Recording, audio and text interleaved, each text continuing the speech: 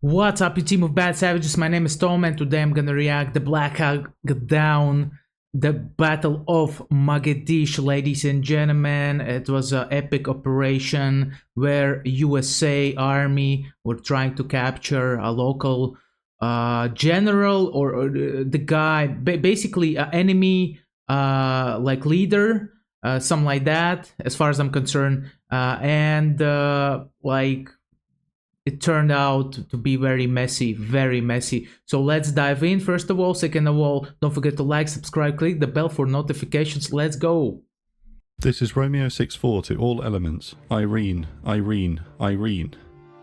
With the launch code issued, the Earth rumbles as the armada of helicopters lift off the ground and head out. Somali spotters near the airport radio ahead to warn that the Americans are on their way. As they fly out over the airport perimeter towards the ocean, a convoy of 9 Humvees and 3 5-ton trucks leave the base and head towards the city. It's 3:35 PM. The raiding force should be in and out in 30 minutes. Somalia is in civil war, with multiple parties and clans violently competing for power. UN troops have been deployed to the country to maintain peace and ensure the distribution of food supplies to the people. The UN brings about a settlement between the factions to lay down their arms and move towards national unity and democracy. One faction, the Somali National Alliance, or SNA, despite signing the agreement, ignores it and attacks UN troops in the area in June 1993.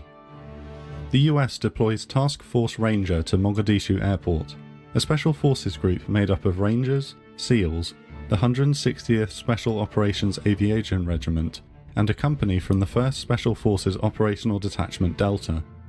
By the way, guys, reminder, there's a movie about it called Black Hawk Down. There's a lot of legendary actors over there, so if you haven't seen it, I recommend to check it out.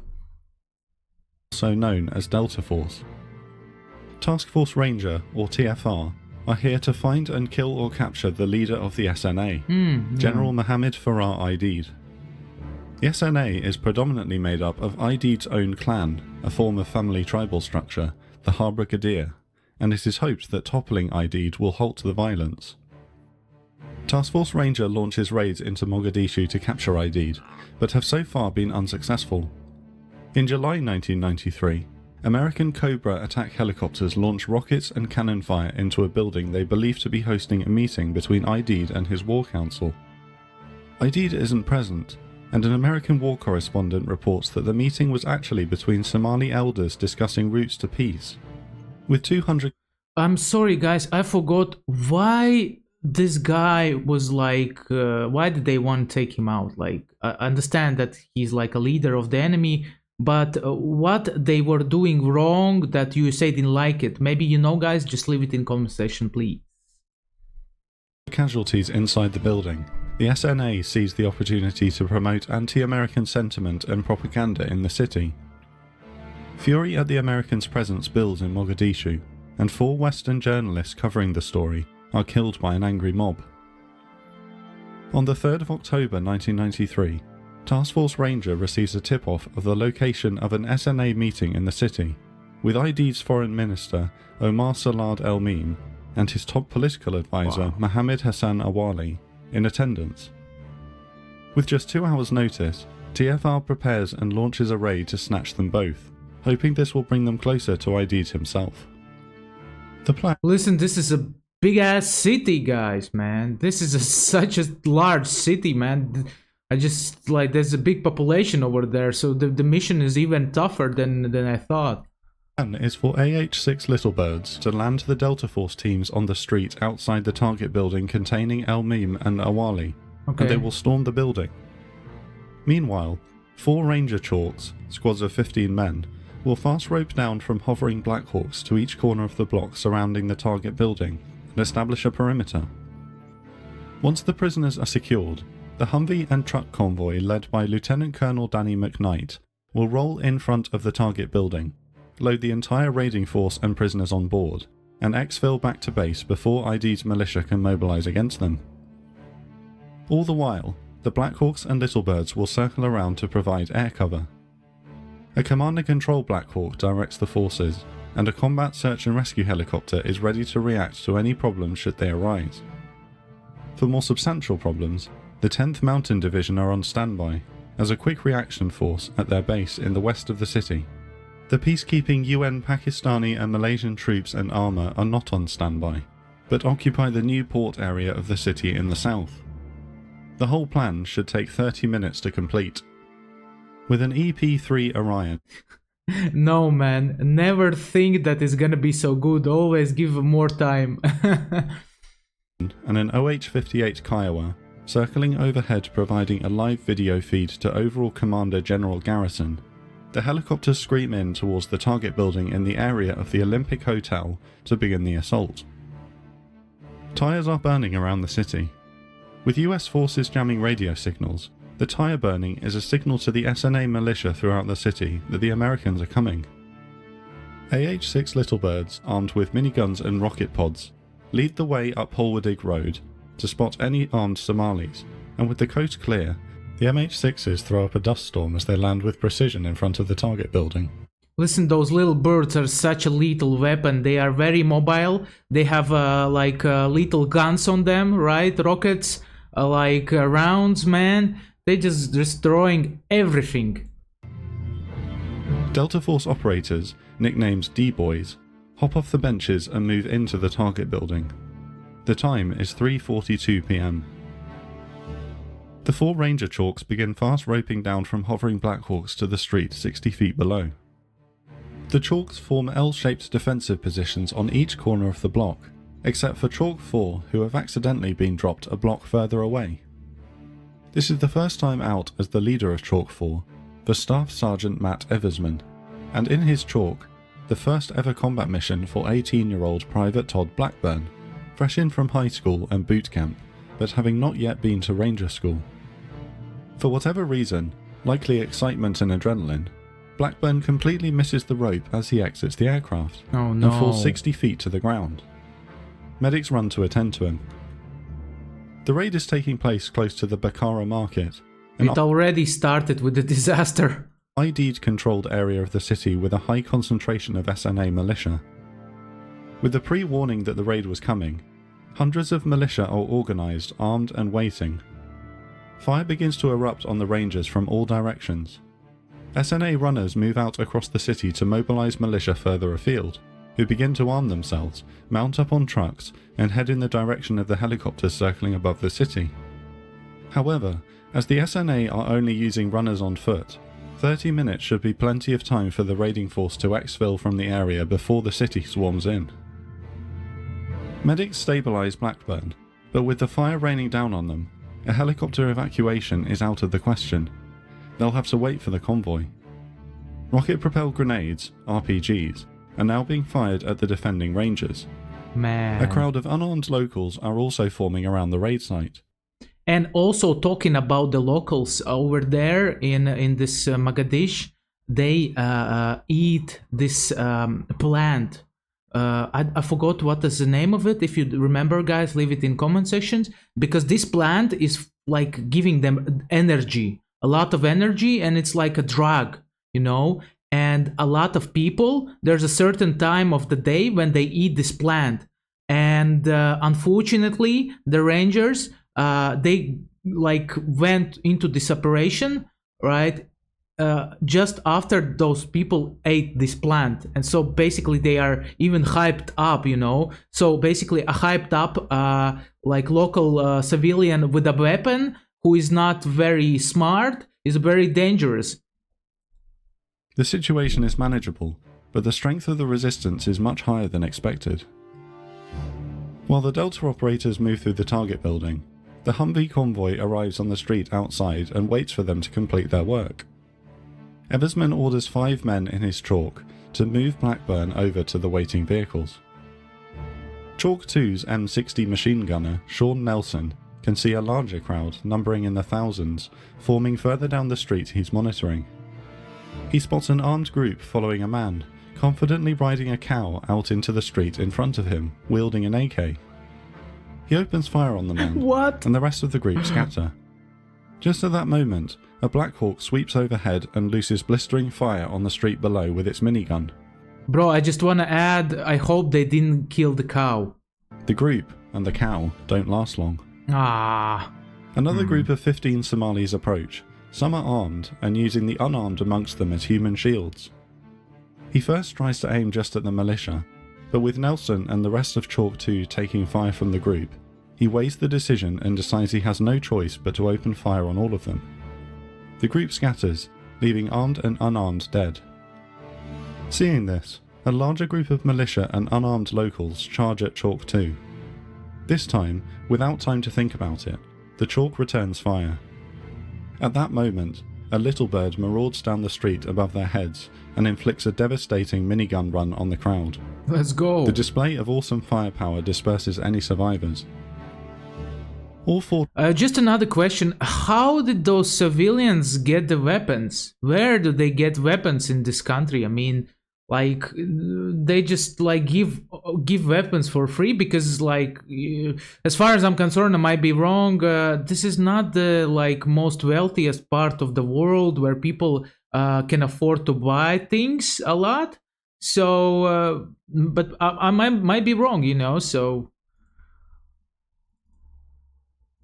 Chalks are now being forced into the tough decision to open fire on militia who are using unarmed people as human shields.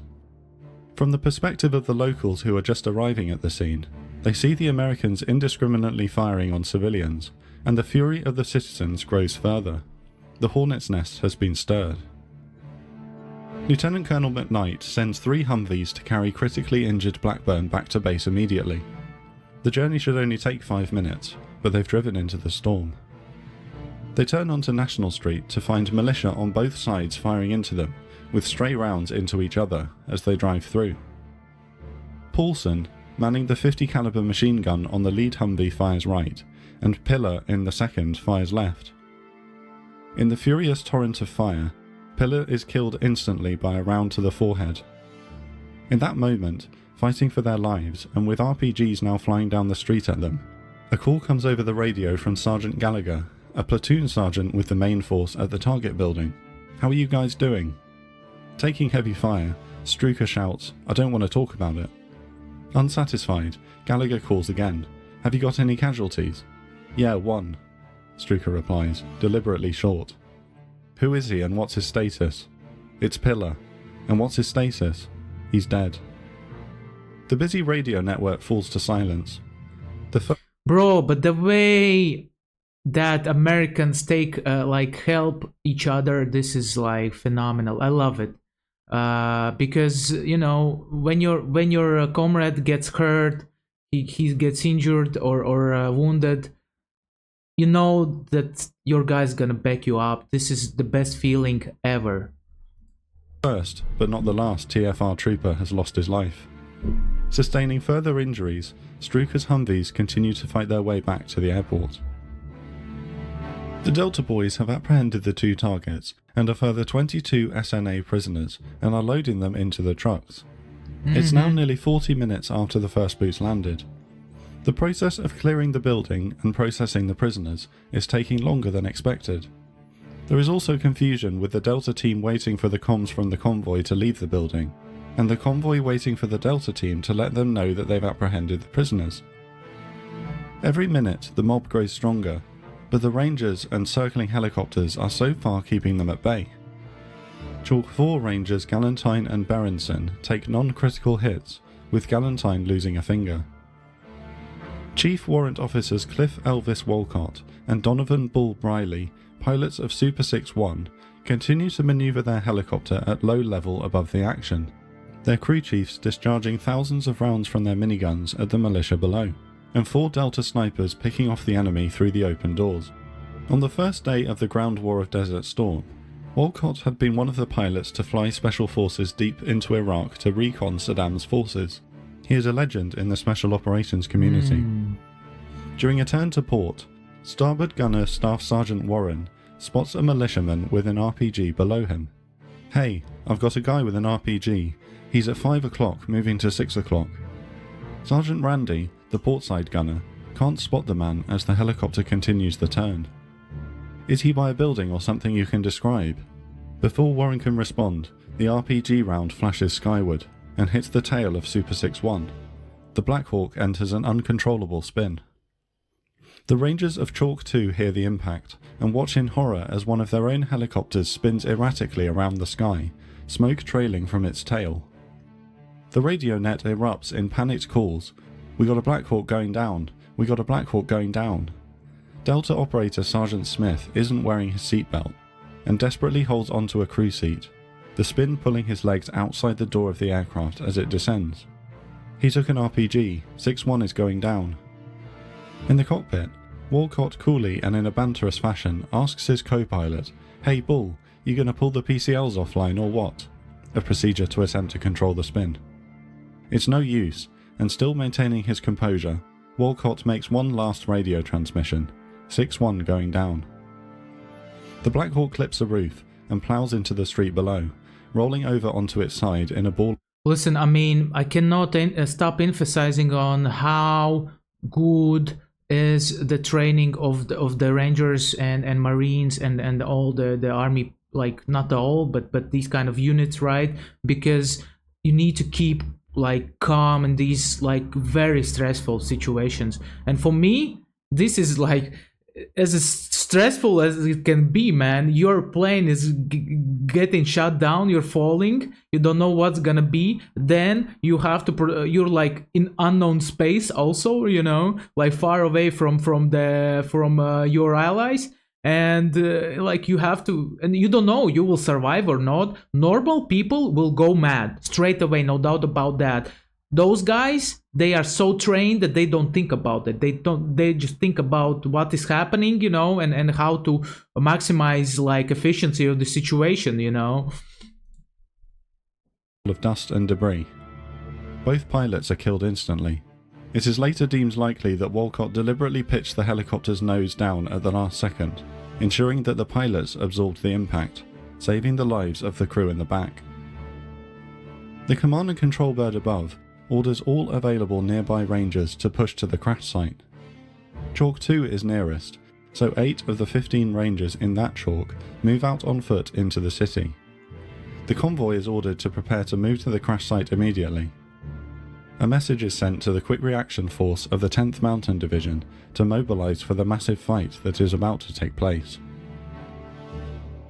Aidid is not to be underestimated. He was educated in Rome before postgraduate study in military science at the Frunze Military Academy in the Soviet Union.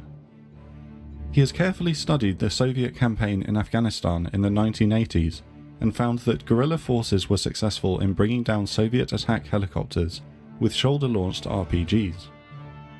His battle plan with the Americans is to draw them deep into his territory in the city and then swarm the area with RPGs, bring down a helicopter, and then collapse the city around the troops on the ground, overrunning them in the chaos. Super 6-1's shootdown is no accident.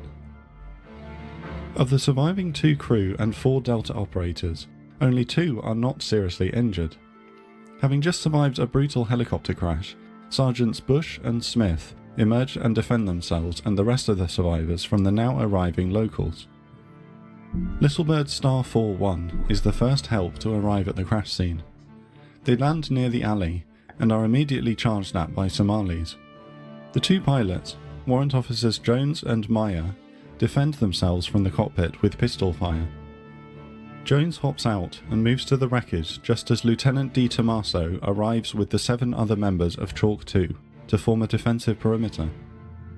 And also, I just want to say that how quickly they adapt to the situation. Okay, we have a Black Hawk down. We need to get there. We need to like take care of our guys. We need to pull them out and get out of there. You know, like instantly, like no, like oh no, what I'm gonna do?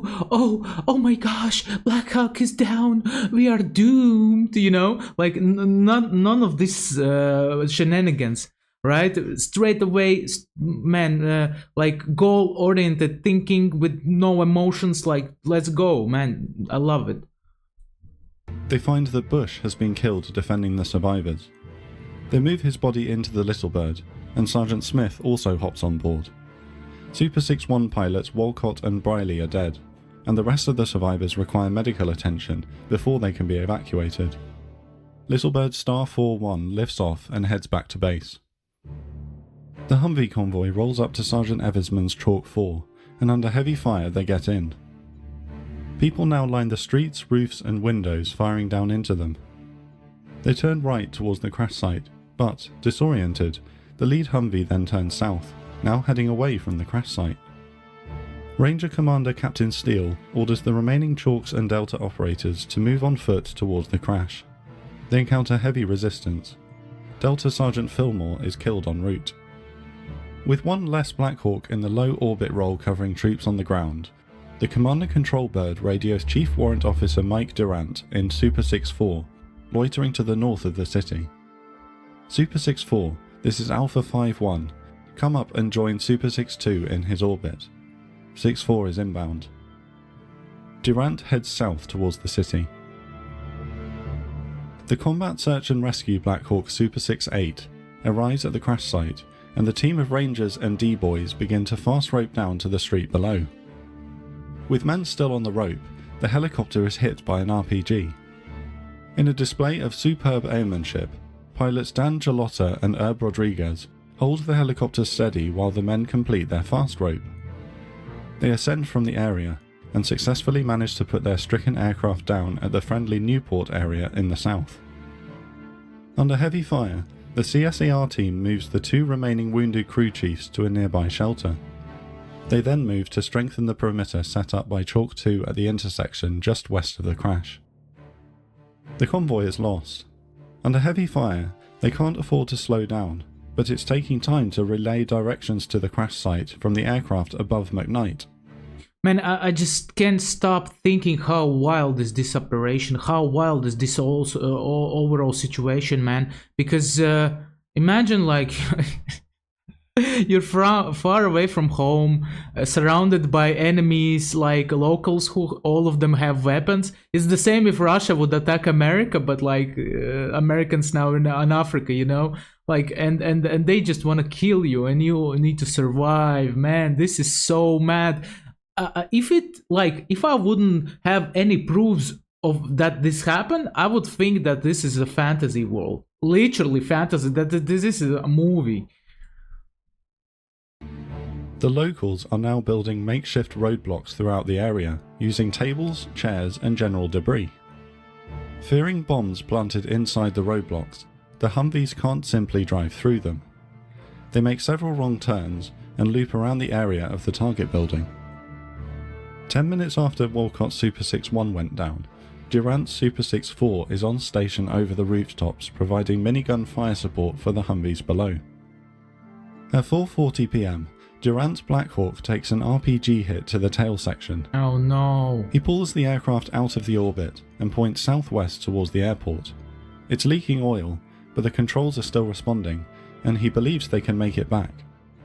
All of a sudden, the tail rotor gearbox and most of the tail itself completely disintegrates. The Black Hawk enters a violent spin. He radios, Super 6-4 going in hard, we're going down. Just before hitting with the ground, the pilots manage to level off the chopper, and as it impacts with the earth, the helicopter lands flat on its belly. I just want to add, guys, I cannot stop thinking about it. Hurry, go to the chopper! This is crucial, and as a result, the crew survive.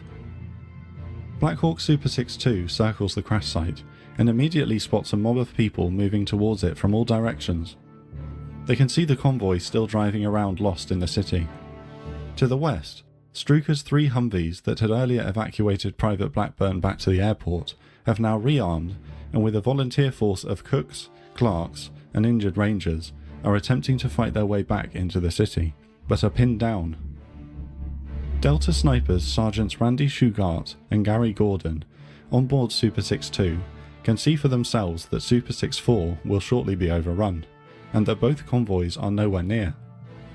They volunteer to deploy on the ground to defend the crash site.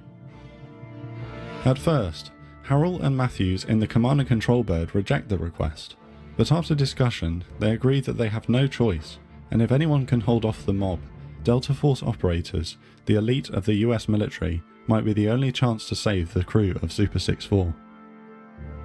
Shugart and Gordon are inserted on the ground nearby, and make their way to the crash site.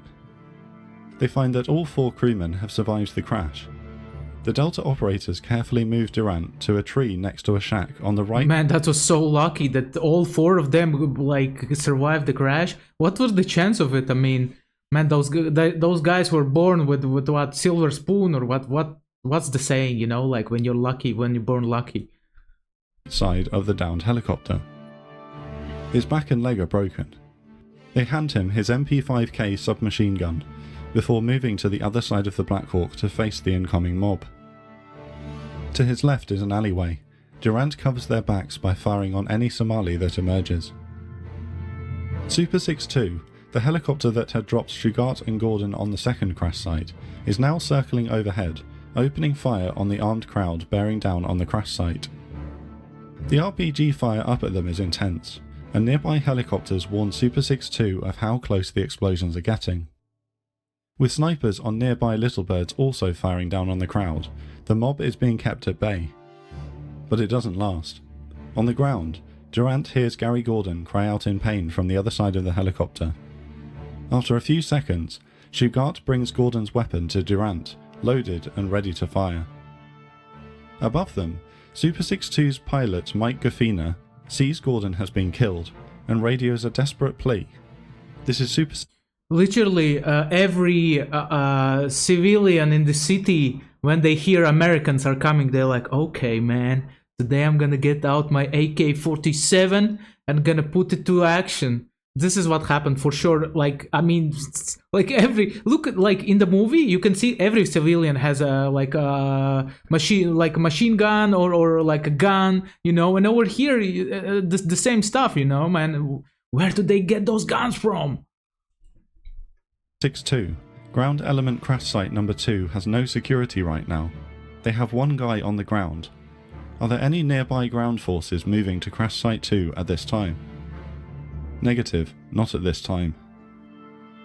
RPGs continue to flash up towards Super 6-2, and finally, one connects on the starboard side of the aircraft. His co-pilot and one of the Delta snipers in the back are heavily wounded in the blast. Gaffina has almost no control over the aircraft and somehow manages to crash land it in the Newport area to the south. The miniguns of Super 6-2 are no longer raining lead from above, and after an hour of desperate fighting, Shugart runs out of ammunition. The mob finally overruns Super 6-4. 3 of the 4 crewmen and snipers Gordon and Shugart are all killed. The angry locals are in the process of beating Durant to death when his life is spared by an SNA member who decides to take him to ID'd as a prisoner. Shugart and Gordon would later be awarded posthumous Medals of Honor. The convoy is taking a hammering in the city, with 50% of the troops inside the vehicles now having suffered gunshots or shrapnel wounds. Struker's Humvees are unable to fight their way back in. 2 Blackhawks have been shot down, another 2 have been damaged by RPG hits, and most of the others are riddled with bullet holes. Chalks 1, 2 and 3 are taking casualties on foot fighting to and defending Crash Site 1. The mission launched at 3:35 PM and was supposed to take 30 minutes.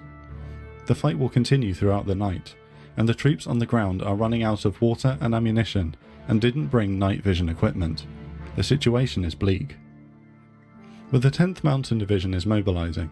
If the Rangers and Delta operators on the ground can hold out into the night, 100 Malaysian and Pakistani tanks and armoured vehicles, with US Humvees, can launch a large-scale armoured assault into the city. The time is now 5:40 PM. The rescue convoy won't move out until 11:30 PM. They're in the fight of their lives.